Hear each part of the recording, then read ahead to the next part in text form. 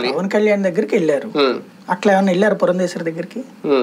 ఎట్లా లెక్కలోకి వస్తుంది? నడ్డా దగ్గరికి వెళ్ళి ఎందుకు కూర్చున్నారు? నడ్డా దగ్గర మన దీని గురించి కదా, నడ్డాని కూడా కలవలేదు, కలిసింది అమిత్ షాతోనే. అంతకుముందు నడ్డాతో కూర్చున్నారు బాబు గారు జైలుకి వెళ్ళక ముందు. దానికి కూడా పుస్తకాల ఆవిష్కరణ దానికి సంబంధం లేదు కదా, అది మామూలు కార్యక్రమం, అది పురంధేశ్వరి గారి సొంత కార్యక్రమం కాబట్టి అందులో లెక్కలోకి రాదు. పార్టీగా ఉన్న భారతీయ జనతా పార్టీ అధ్యక్షుడు నడ్డాతో చంద్రబాబు నాయుడు పార్టీకి వెళ్ళి కూర్చున్నాడా?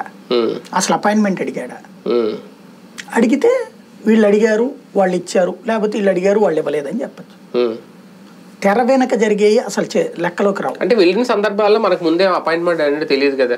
అమిత్ షాకి వెళ్ళి కలిశారు, మనకు ముందేమో అపాయింట్మెంట్ అడిగారంట. ఇప్పుడు కూడా అడిగి ఉండొచ్చు, ఇవ్వకపోయి ఉండొచ్చు, సైలెంట్ అయ్యింది. అది చెప్పరు కదా మేము అపాయింట్మెంట్ అడిగా ఇవ్వలేదనేది టీడీపీ చెప్పుకుంటది ఎప్పుడైనా? చెప్పిందా? ఎందుకని?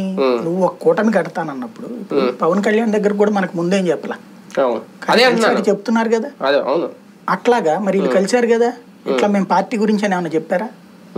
మా ప్రపోజల్ ఇదని చెప్పలేదుగా.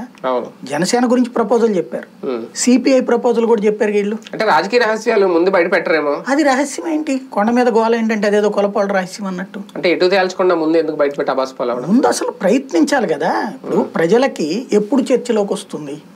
వీళ్ళిద్దరూ